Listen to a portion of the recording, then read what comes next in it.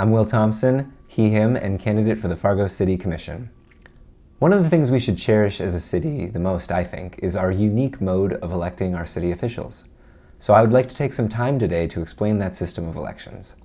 The type of elections we hold in Fargo are called approval voting elections, and we are currently the only place in America that does this. This is a new experiment. 2020 was our first election under this new system, and there was still plenty of confusion with the switch. The data shows, for example, that under the old system, where you could vote for two candidates for two spots, we averaged 1.7 votes per ballot in 2018. Under the new approval voting system, that only increased to 2.3 votes per ballot in 2020. To me, that says that there is either likely not enough information about the system itself, or people aren't getting information about the candidates.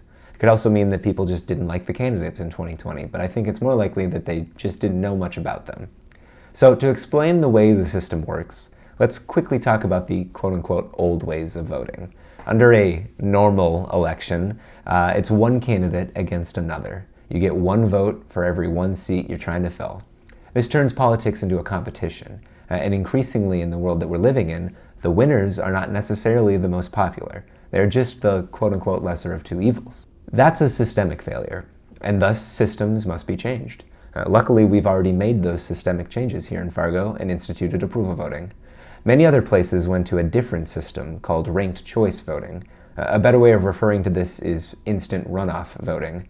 That's because you can think of it as similar to holding a primary and a general election at the same time. Now, there are some marginal benefits to this system, but largely the data would agree it does not change elections in any meaningful way, other than the fact that there is no further campaigning between the primaries and the generals, which again, there's some marginal change there and there's value for certain interest groups, but it's still a competition, and that's the key. What approval voting does is it creates a system where collaboration is the main goal. Put simply, people can vote for as many candidates as they approve of. This means that the only person you're competing against is yourself. How many people can you get to vote for you? How many people will back your platform? If someone doesn't vote for you, it's because they either don't like you or they don't know enough about you. The strategic voting aspect is completely eliminated, and in its place instead is strategic campaigning. That's why when I announced my campaign, I proclaimed that I'm proud to be just one of, hopefully, many young faces looking to move our community in a more sustainable direction. It's not me, it's us.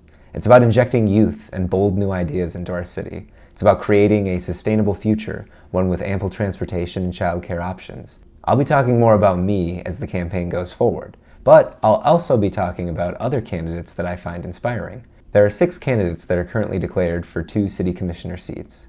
And for the mayor's race, which is also an approval voting system, there are 5 candidates for 1 seat. So for example, in the city commission race, you could vote for me, or you could vote for me and one other person, or maybe you like everybody but just one particular person, so you want to vote for 5 people and then not vote for that one person. It's whatever you're okay with. That's the whole point. If the answer to the question, would you approve of X candidate being elected?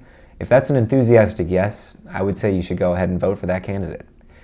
As I said, I'll be giving out more information about my campaign so you can all feel confident in giving me your vote this June 14th.